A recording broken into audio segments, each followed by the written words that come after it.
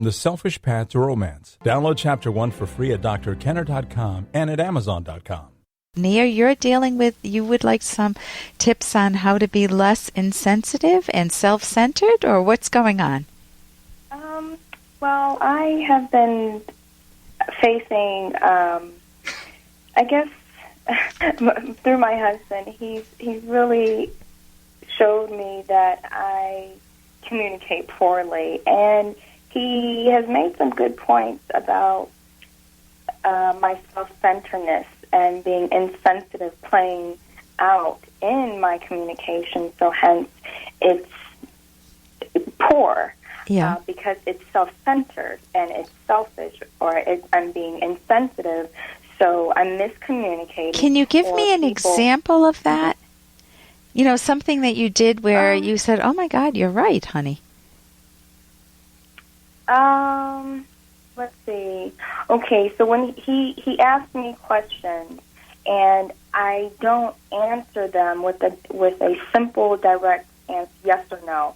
I'll say I'll just volunteer. So he'll ask me, can you go to the grocery store or something like that? Yeah. And I'll say today, later. Instead of saying okay or yes. Yeah. But his questions can be a bit deeper than just can you go to the grocery store? And when give me an important one, something that really irritated him. And he felt that you were just incredibly insensitive. You were so self-centered, and it really got to him. It's kind of hard to choose one in particular. It just happens so many times, and because of that, he thinks that he feels like he's been dismissed. Okay, so he feels I'm not caring. Okay, so he wants, what I'm hearing is that he wants to feel listened to. When people, if I feel dismissed, it's like someone just brushed me aside and they ran. It's like they've got a tractor trailer and they run over me with their ideas and their thoughts, and they're telling me what I should be thinking. They're telling me what I'm feeling. They're telling me my psychological problems. They're telling me my motivations. Well, I know why you're really doing this is because, and I'm sitting there going, well, none of this is true. Or even if it is true, I feel really offended. And I feel dismissed. Yeah. So let me tell you a little bit about communication skills, because do you have any kids? I do have 2. Oh, wonderful. Because I'm going to recommend an easy way to learn communication skills. Hey, I got to interrupt this because we've got to pay some bills. 30 seconds, that's it. A very quick ad, and then Ellen will be back. Romance. Ugh. I wish guys knew more about what we want from a relationship. Boy, I wish I knew more about what I want. Where's that ad I saw? Here it is. The Selfish Path to Romance. A serious romance guidebook. Download Chapter 1 for free at selfishromance.com and buy it at amazon.com. The Selfish Path to Romance. That is interesting. Because I'm going to recommend an easy way to learn communication skills. And it's through a book that teaches you how to talk better to your kids. But it's one of the best books I've found that also teaches you how to talk with your husband and how to talk with anybody in your life. And before I name the book, I want to give you just a 2-minute overview of communication skills. If you think of the old-time phones that have the handle, they have 2 parts of them. The top part is the listening part, the receiver, and the bottom part is what you speak into, correct? Correct. Listening, good communication has 2 fundamental aspects. One is listening well. It's called active listening. You're doing it right now with me. Can you hear yourself saying, Yes. I know that you're listening to me. I know that you're attending to me. That is excellent.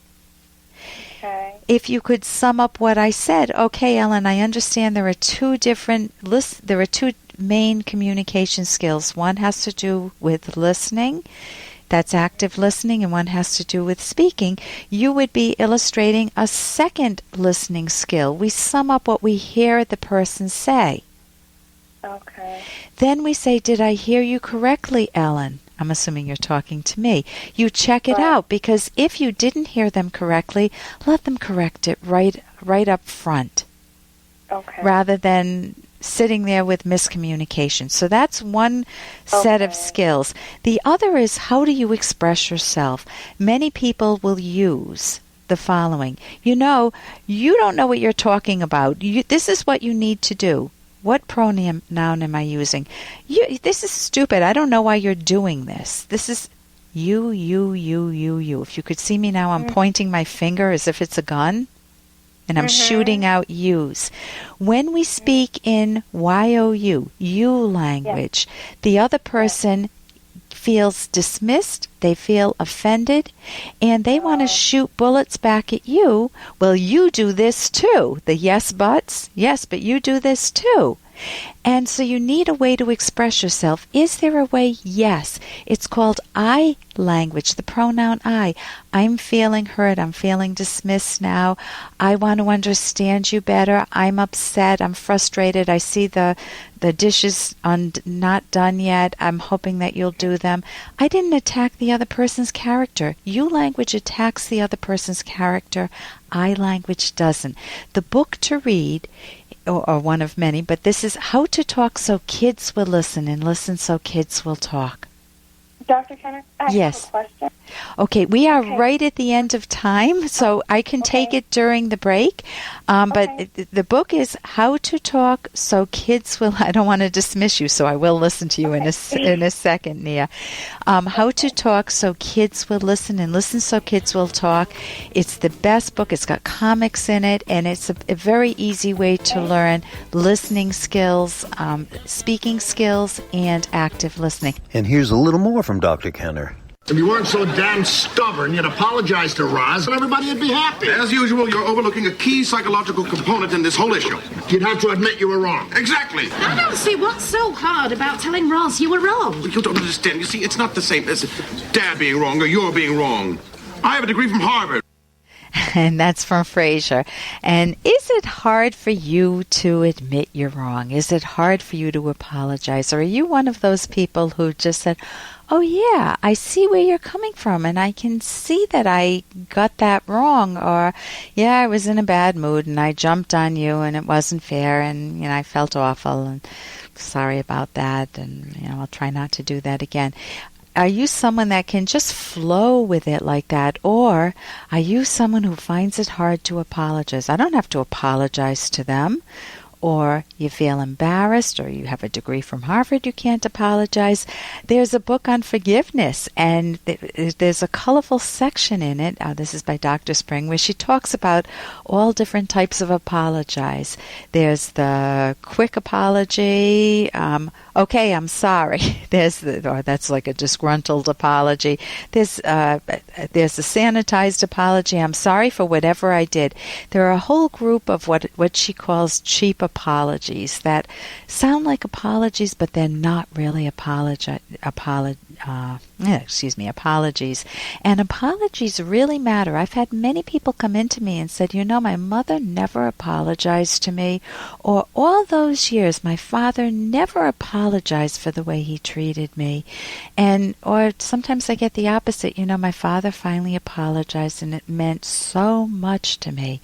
So being honest with yourself and being able to share that with someone else is a skill, and it's not easy, and it takes courage, and it's a character trait too. If you can give yourself permission to apologize when you really make a misstep, make a bad choice, or even just you're not even aware you did some harm, but you did do harm, and you just want to say, I'm sorry. Not that I did it intentionally, but I am sorry. Give yourself the ability to start playing around with that and maybe giving yourself that skill. For more Dr. Kenner podcast, go to drkenner.com and please listen to this ad. Here's an excerpt from The Selfish Path to Romance, the Serious Romance Guidebook by clinical psychologist Dr. Ellen Kenner and co-author Dr. Edwin Locke. Creating a comfortable emotional climate in your relationship should never be left to chance. But how do you create it? One way is to build a positive mood. Moods are enduring emotional states. A positive mood is essential for a romantic relationship to survive. Successful romantic relationships are dominated by positive communications. Creating a positive mood by having a feeling of goodwill toward your partner permeates your time together. If resentments and issues lurk behind everything, establishing a caring climate will be impossible. You will need to introspect and seek professional help if necessary to resolve your issues. You can download Chapter 1 for free by going to drkenner.com, and you can buy the book at amazon.com.